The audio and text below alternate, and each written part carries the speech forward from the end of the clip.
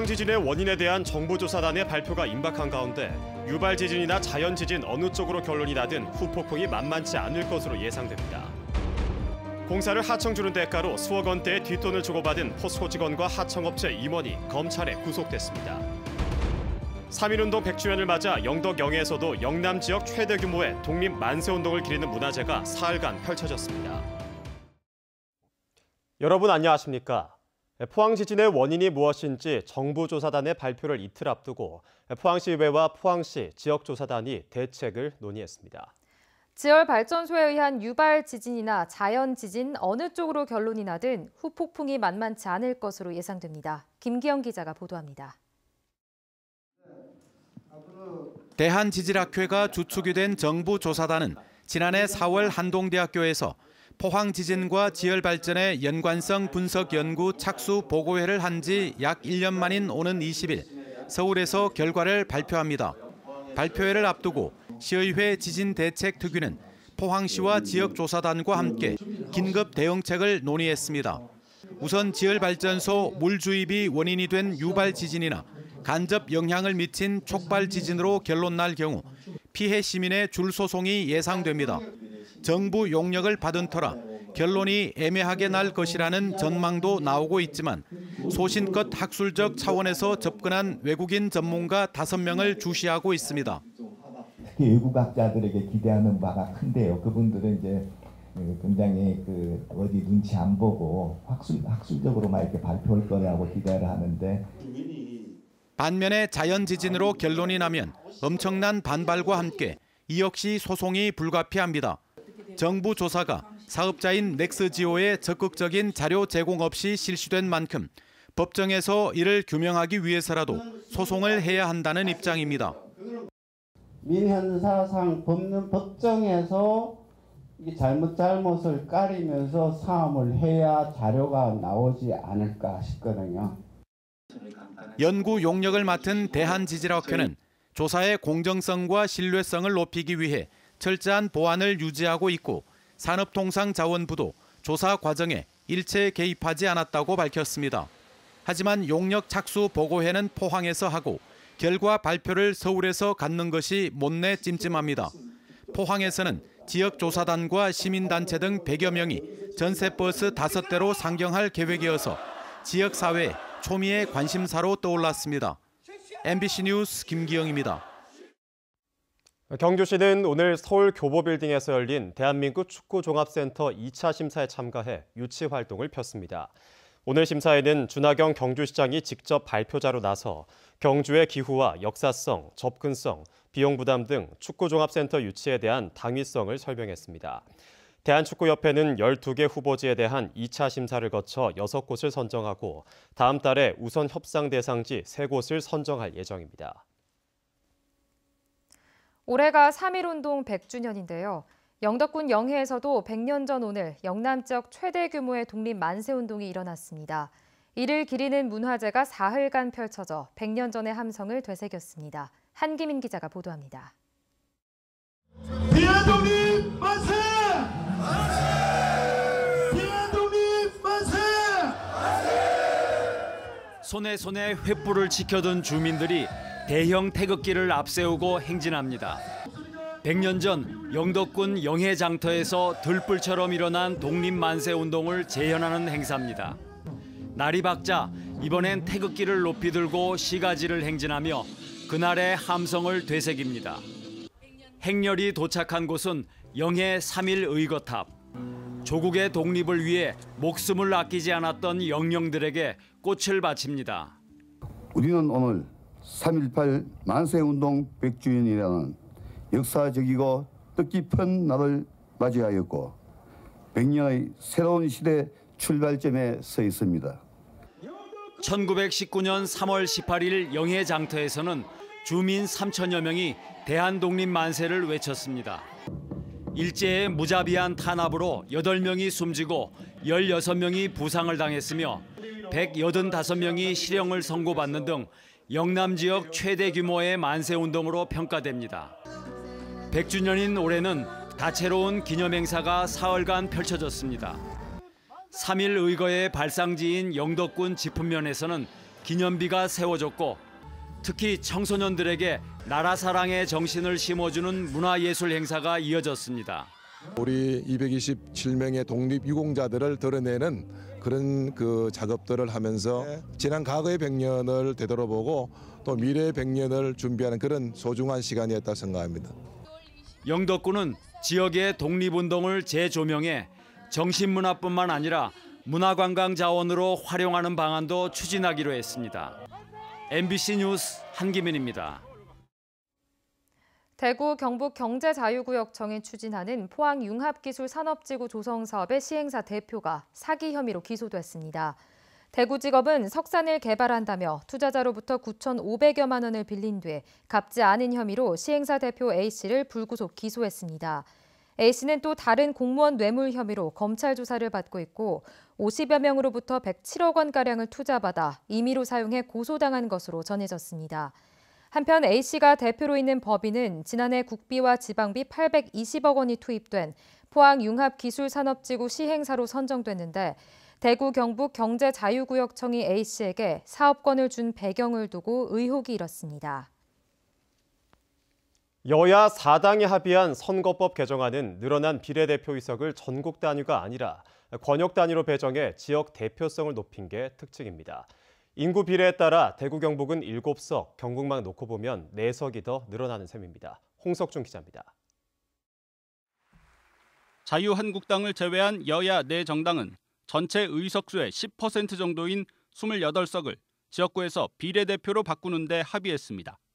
총 75석으로 늘어난 비례의석은 다시 지역별 혹은 권역별로 정수를 먼저 배정한 뒤에 그 지역 정당 득표율에 따라 최종 배분하기로 했습니다.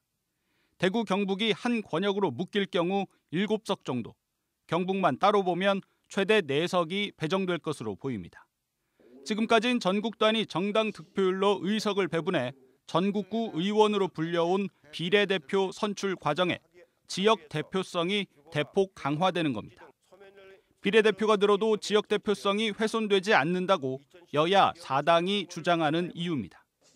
반면에 지역구의 인구 기준선이 올라가면서 경북에선 선거구 통폐합이 연쇄적으로 일어나 최소 한 곳 이상의 지역구가 감소합니다. 인구 하한선이 15만 명 선까지 올라갈 경우 봉화, 영양, 영덕, 울진 선거구, 영천, 청도 선거구, 그리고 김천 선거구가 가장 먼저 통폐합 영향권에 들 것으로 보입니다. 그러나 자유한국당은 전체 국회의원을 지역구에서만 뽑고 비례대표는 아예 없애는 정반대 방향의 당론을 채택했습니다. 여야 4당의 합의안 통과가 쉽지 않은 이유인데 만약에 무산될 경우 경북은 청송군이 영양, 봉화, 울진, 영덕 선거구에 통합되는 선에서 선거구 조정이 마무리될 것으로 보입니다. MBC 뉴스 홍석준입니다. 경주시가 지난달부터 23개 읍면동에서 실시한 시민과의 대화에서 328건의 건의사항이 접수돼 지난해보다 33%나 늘었습니다. 건의사항에는 도로 개설이나 교량 설치 등 도시 기반 시설 분야가 48%로 가장 많았고 체육시설과 주차장 등 생활시설 분야가 17.7%, 버스 노선 신증설 등 교통 분야가 7%로 집계됐습니다. 공사를 하청주는 대가로 수억 원대 뒷돈을 주고받은 포스코 직원과 하청업체 임원이 검찰에 구속됐습니다. 검찰은 비리에 연루된 포스코 임직원이 더 있을 것으로 보고 수사를 확대하고 있습니다. 장성훈 기자입니다. 대구지검 특수부는 포스코 구매 담당 직원 A씨와 하청업체 임원 B씨를 배임 수재 등의 혐의로 구속했습니다. 포스코 투자 엔지니어링실의 구매 담당자인 A씨 등은 지난 2017년 플랜트 공사를 발주하는 과정에서 특정 업체에 하청 주는 대가로 수억 원을 주고받은 혐의를 받고 있습니다. 검찰은 지난주 포스코 본사와 하청업체 2곳을 압수수색해 금품 비리 정황을 포착하고 이들을 긴급 체포했습니다. 특히 포스코 직원 A씨는 수사기관의 추적을 피하기 위해 자신의 아버지 명의 계좌로 돈을 받은 것으로 알려졌습니다. 검찰은 압수수색을 통해 확보한 자료를 토대로 금품 비리에 연루된 포스코 임직원이 더 있을 것으로 보고 수사를 확대하고 있습니다. 포스코는 공식적인 입장을 표명하진 않은 채 검찰 수사를 지켜볼 수밖에 없는 상황이라고 전했습니다. MBC 뉴스 장성훈입니다. 원전 건설 허가와 진행 상황 등 원자력 안전 정보를 인근 주민들에게 공개하도록 원자력 안전법이 개정됩니다. 더불어민주당 권칠승 의원은 원자력 시설은 주민 안전과 직결되기 때문에 원전 안전 정보와 원자력 허가 진행 상황 등 주민들이 요구하는 정보를 적극 공개하고 원자력 안전위원회가 국회에 보고하도록 원자력 안전법 개정안을 대표 발의했습니다.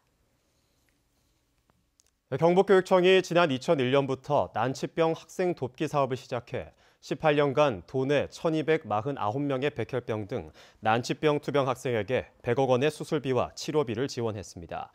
매년 5월 도내 초중 고등학교마다 바자회와 동전 모금통 등을 통해 성금을 모아 한 해 6억여 원의 모금액을 경북 사회복지공동모금회에 기탁하고 있습니다.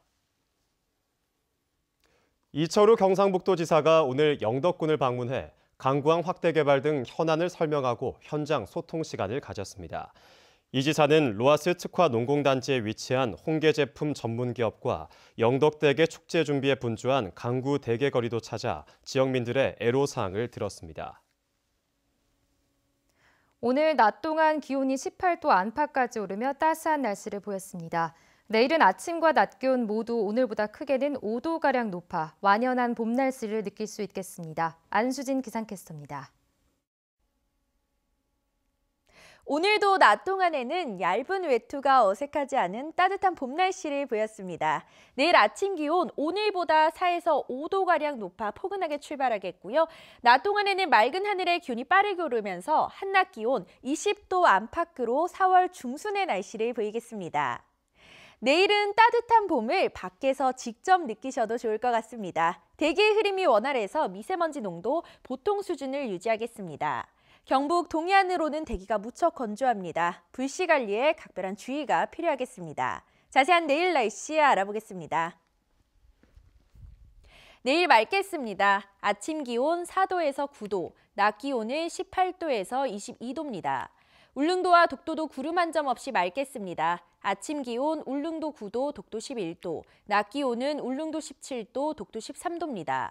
동해상으로도 대체로 맑은 가운데 동해 먼바다로는 내일까지 바람이 강하게 불겠습니다. 바다의 물결 동해 중부 해상에서 최고 2.5m, 동해 남부 해상에서 최고 2m까지 일겠습니다. 수요일 오후부터 목요일 오전까지는 한 차례 비 예보가 들어있고요. 비가 그친 뒤로는 기온이 다소 떨어지겠습니다. 날씨였습니다. 봄철 야외 활동이 증가하면서 중증 열성 혈소판 감소 증후군 감염 우려도 커지고 있습니다. 경북에서 지난해 발생한 진드기 매개 감염병인 SFTS 환자는 38명으로 이 가운데 6명이 숨졌고 매년 증가세를 보이고 있습니다.